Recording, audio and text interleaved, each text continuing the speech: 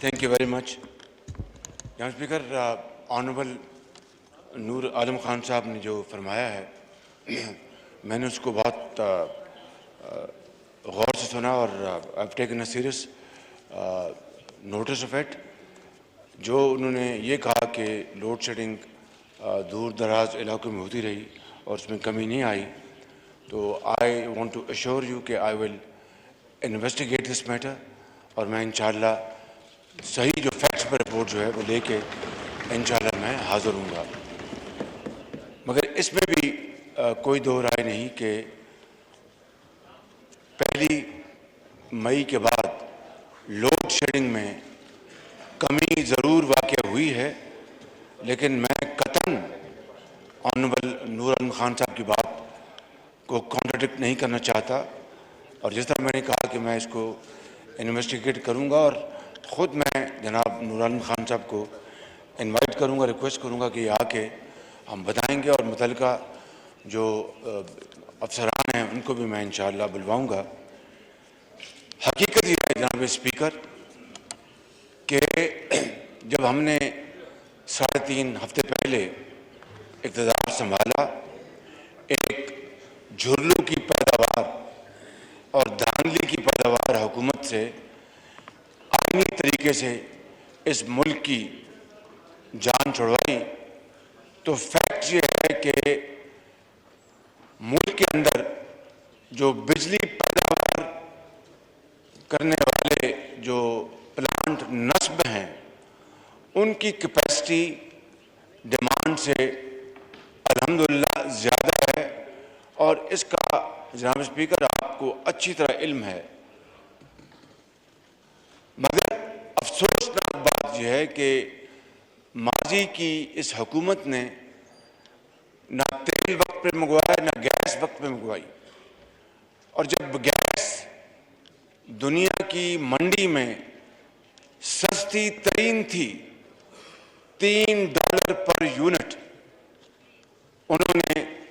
Gas नहीं मंगवाई और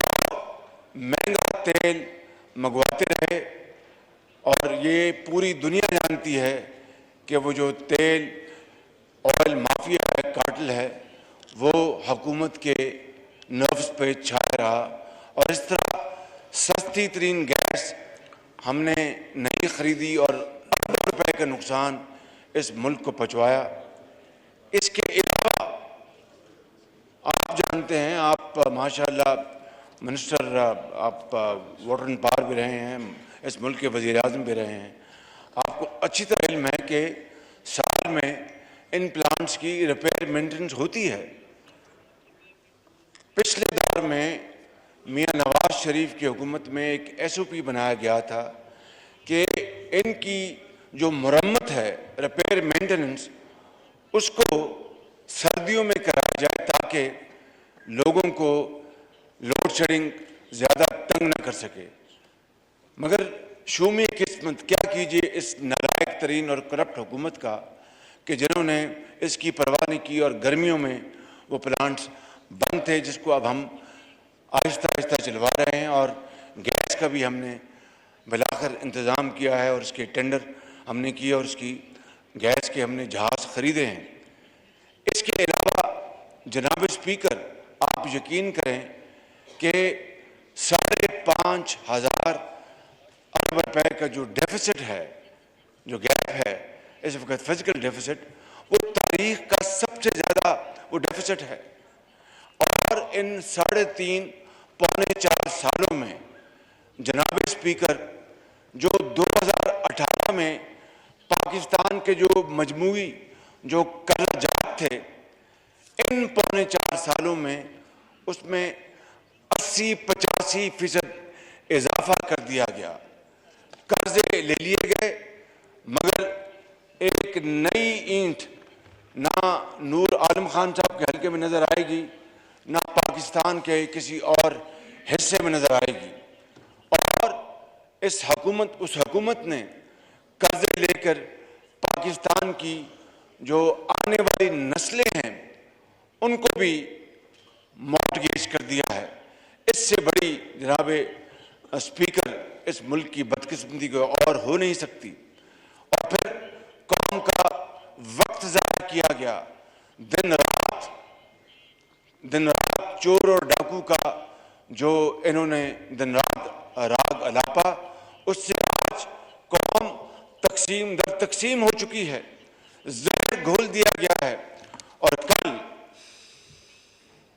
पीटीआई के जो चेयरमैन हैं, उन्होंने जो कल बात की है, वो जनाब स्पीकर वो हौलनाक है, वो इंतहाई खतरनाक है। और ये कहा कि नवाब सिराजुद्दौला के जो थे, जो सिपा सलार, वो निकले, वो मीर जाफर और मीर सादिक,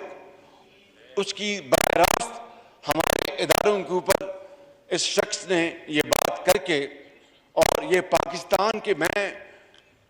कल भी मैंने एक प्रेस कॉन्फ्रेंस प्रेस के लोगों से मैं मिला और मैंने बताया कि वफादारी और गद्दारी के जो सर्टिफिकेट बांटे जा रहे हैं, हमने नेशनल सिक्योरिटी काउंसिल की मीटिंग की, जो सफ़ीर थे पाकिस्तान के अमेरिका में उस वक्त,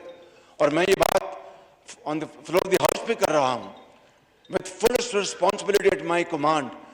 ऑनरेबल स्पीकर, सफ़ीर साहब ने कहा कि मैंने जो ख़त लिखा था, ख़त में मैंने ये लिखा था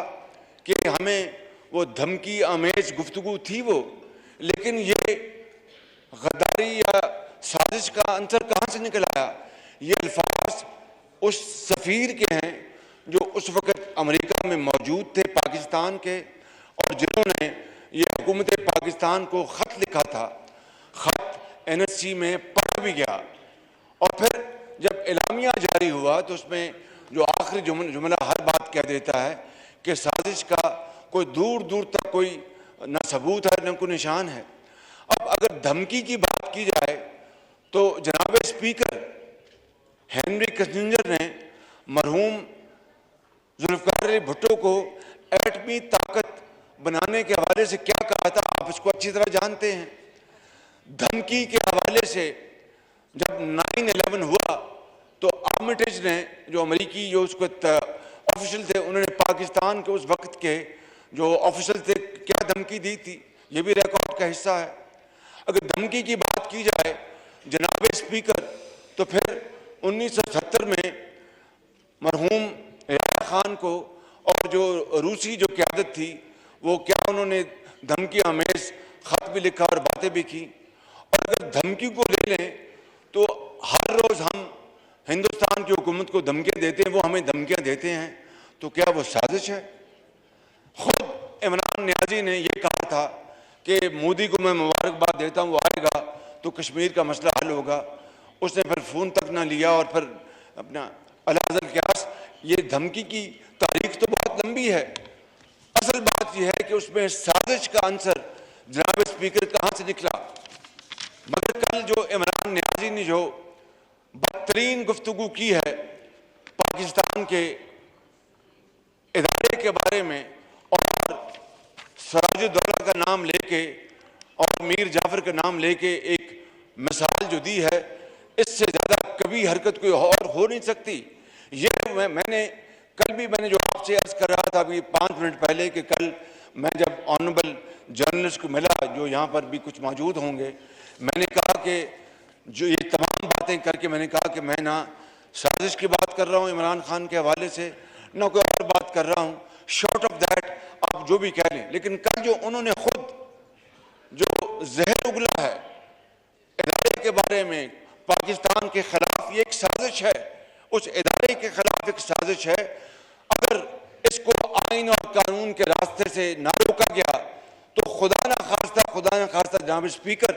ये मुल्क अल्लाह ना करे मेरे मुंह में खाक, ये फिर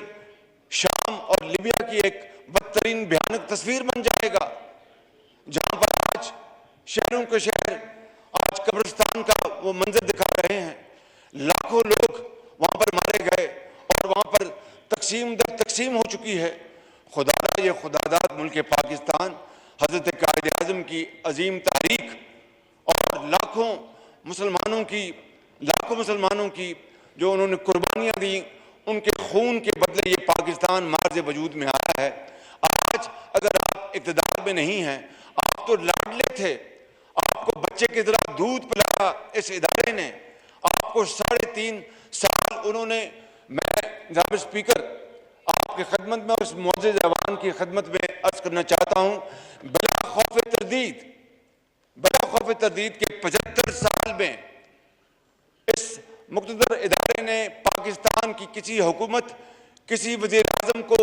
इस तरह सपोर्ट नहीं किया जिस तरह इमरान खान नियाज़ी को किया था। ये उसकी बदकिस्मती थी कि उसके बावजूद भी न कुछ सीखा, न किया, न कारकर्दगी, न खिदमत की कौम की। ये सपोर्ट इस इदारे ने जो इमरान खान को दी है, 75 साल में न इसकी मिसाल मिलती है, न आइंदा कभी मिलेगी। मैं तो एक लाइटर वे में कहा करता था और कहता हूं कि इसकी जितनी सपोर्ट इस लाडले को मिली, अगर 20% या 30%